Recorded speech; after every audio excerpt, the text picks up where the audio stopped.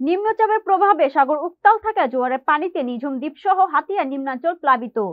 নিম্নচাপের কারণে সাগর উত্তাল থাকায় নোয়াখালী দ্বীপ উপজেলার হাতিয়া নিঝুম দ্বীপ সহ উপকূলীয় চরাঞ্চল জোয়ারের পানিতে প্লাবিত হয়েছে।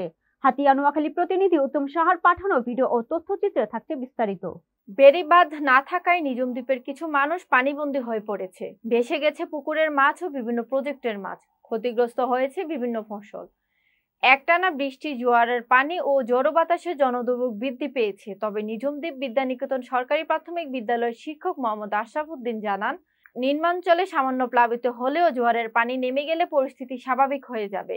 এদিকে দ্বিতীয় দিনের মতো সারা দেশের সঙ্গে হাতিয়ার নৌ যোগাযোগ বন্ধ থাকায় সীমাহীন ভোগান্তিতে পড়ছে আটকা পড়া লোকজন।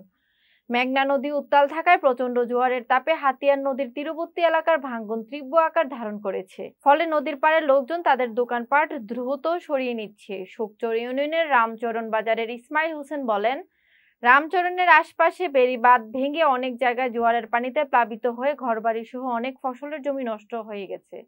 হাতিয়া উপজেলার নির্বাহী কর্মকর্তা মোহাম্মদ আলাউদ্দিন জানান, ঘূর্ণিঝড়ের সময় লোকজনের নিরাপদ আশ্রয় কেন্দ্রে নেওয়ার ব্যবস্থা রাখা হয়েছে। প্রস্তুত রাখা হয়েছে 143টি ঘূর্ণিঝড় কেন্দ্র। সিপিপির সহকারী পরিচালক মোহাম্মদ মাঝারুল হক জানান, নিঝুম দ্বীপ সহ বিভিন্ন চরাঞ্চল ও হাতিয়া উপজেলার বিভিন্ন ইউনিটের সিপিপি কর্মীদেরকে ঘূর্ণিঝড় মোকাবেলার প্রস্তুত থাকতে নির্দেশ দেওয়া হয়েছে।